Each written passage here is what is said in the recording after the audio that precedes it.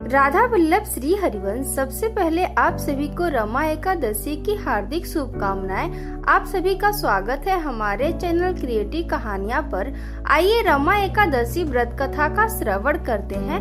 धर्मराज युधिष्ठिर कहने लगे कि हे भगवान, कार्तिक कृष्ण एकादशी का क्या नाम है, इसकी विधि क्या है, इसके करने से क्या फल मिलता है, सो आप विस्तार पूर्वक बताइए।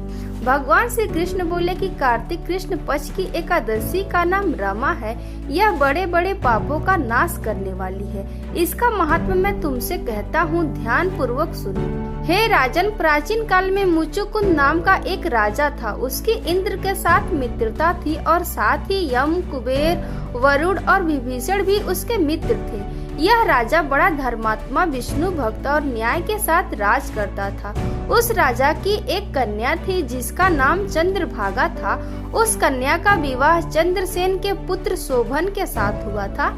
एक समय वह शोभन ससुराल आया। उन्हीं दिनों जल्दी ही पुण्यदायिनी रमा एकादशी भी आने वाली थी। उस व्रत का दिन समीप आ गया तो चंद्रभागा के मन में अत्यंत सोच उत्पन्न हुआ कि मेरे पति अत्यंत दुर्बल हैं और मेरे पिता की आज्ञा अति कठोर है। दसवीं को राजा ने ढोल बजवाकर सारे राज्य में यह घोषणा करवा दी कि एकादशी को भोजन नहीं करना चाहिए। ढोल की घोषणा सुनते ही शोभन को अत्यंत चिंता हुई और अपनी पत्नी से कहा कि हे प्रिय, अब क्या करना चाहिए? मैं किसी प्रकार भी भूख सहन नहीं कर सकूंगा। ऐसा उपाय बतलाओ कि जिससे मेरे प्राण बच सके, अन्यथा मेरे प्राण अवश्य चले जाएंगे। चंद्रभागा कहने लगी कि हे स्वामी, मेरे पिता के राज में एकादशी के दिन कोई भी भोजन नहीं करता। हाथी, घोड़ा, ऊंट, बिल्ली, गौ आदि भी तृण, अन्न, जल आदि ग्रहण नहीं कर सकते। फिर मनुष्य का तो कहना ही क्या। यदि आप भोजन करना चाहते हैं तो किसी दूसरे स्थान पर चले जाइए, क्योंकि यदि आप यहीं रहना चाहते हैं तो आपको अवश्य व्रत करना पड़ेगा। ऐसा सुनकर शोभन कहने लगा कि हे प्रिय, मैं अवश्य व्रत करूंगा। जो भाग्य में होगा वह देखा जाएगा। इस प्रकार से विचार कर शोभन ने व्रत रख लिया और वह भूख व प्यास से अत्यंत पीड़ित होने लगा। जब सूर्य नारायण अस्त हो गए और रात्रि को जागरण का समय आया, जो वैष्णवों को अत्यंत हर्ष देने वाला था, परंतु शोभन के लिए अत्यंत दुखदायी हुआ। प्रातः काल होते ही शोभन के प्राण निकल गए। तब राजा ने सुगंधित काष्ठ से उसका दाह संस्कार करवाया, परंतु चंद्रभागा ने अपने पिता की आज्ञा से अपने शरीर को दग्ध नहीं किया और शोभन की अंत्येष्टि क्रिया के बाद अपने पिता के घर में ही रहने लगी। रमा एकादशी के प्रभाव से शोभन को मंदराचल पर्वत पर धन्य धान्य से युक्त एक समय मुचुकुंद नगर में रहने वाले एक सोम शर्मा नामक ब्राह्मण तीर्थ यात्रा करता हुआ घूमता घूमता उधर जा निकला और उसने शोभन को पहचान लिया। यह तो राजा का जमाई शोभन है। उसके निकट गया।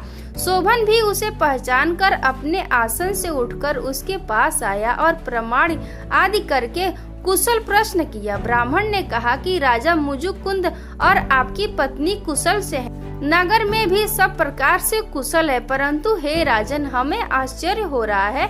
आप अपना वृत्तांत कहिए कि ऐसा सुंदर नगर जो न कभी देखा न सुना, आपको कैसे प्राप्त हुआ? तब शोभन बोला कि कार्तिक कृष्ण की रमा एकादशी का व्रत करने से मुझे यह नगर प्राप्त हुआ, परंतु यह अस्थिर है। यह स्थिर हो जाए ऐसा उपाय कीजिए। ब्राह्मण कहने लगे कि हे राजन, यह स्थिर क्यों नहीं है और कैसे स्थिर हो सकता है, आप बताइए।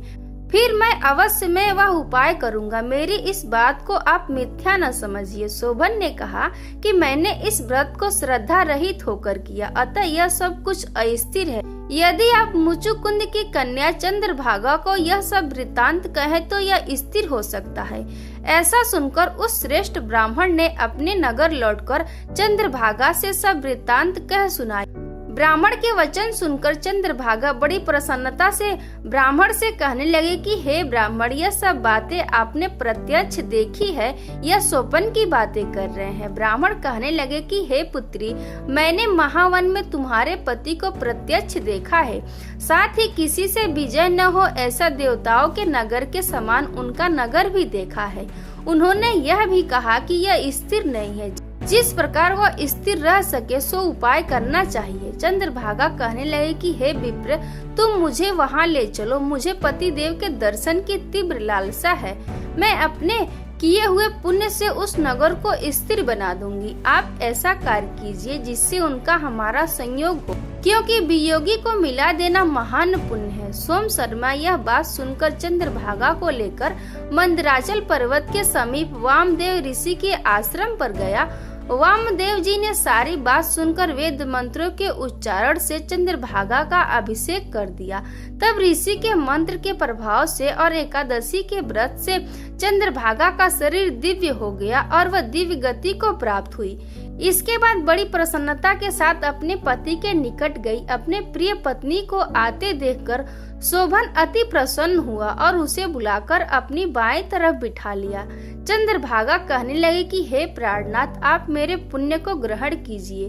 अपने पिता के घर जब मैं 8 वर्ष की थी तब से विधि पूर्वक एकादशी के व्रत को श्रद्धा पूर्वक करती आ रही हूँ। इस पुण्य के प्रताप से आपका यह नगर स्थिर हो जाएगा तथा समस्त कर्मों से युक्त होकर प्रलय के अंत तक रहेगा। इस प्रकार चंद्रभागा ने दिव्य आभूषणों और वस्त्रों से सुसज्जित होकर अपने पति के साथ आनंद पूर्वक रहने लगी। हे राजन, यह मैंने रमा एकादशी का महात्म्य कहा है। जो मनुष्य इस व्रत को करते हैं उनके ब्रह्म इत्यादि समस्त पाप नष्ट हो जाते हैं। कृष्ण पक्ष और शुक्ल पक्ष दोनों एकादशियां समान हैं, इनमें कोई भेदभाव नहीं है, दोनों समान फल देती हैं। जो मनुष्य इस महात्म्य को पढ़ते हैं अथवा सुनते हैं वे समस्त पापों से छूटकर विष्णु लोक को प्राप्त होते हैं। तो प्रेम से बोलिए विष्णु भगवान ने की जय। अगर ये कथा आपको अच्छी लगी होगी तो एक लाइक और शेयर जरूर कीजिएगा। अगर आप मेरे चैनल पर नए हैं तो मेरे चैनल को सब्सक्राइब कर लीजिएगा। राधे राधे।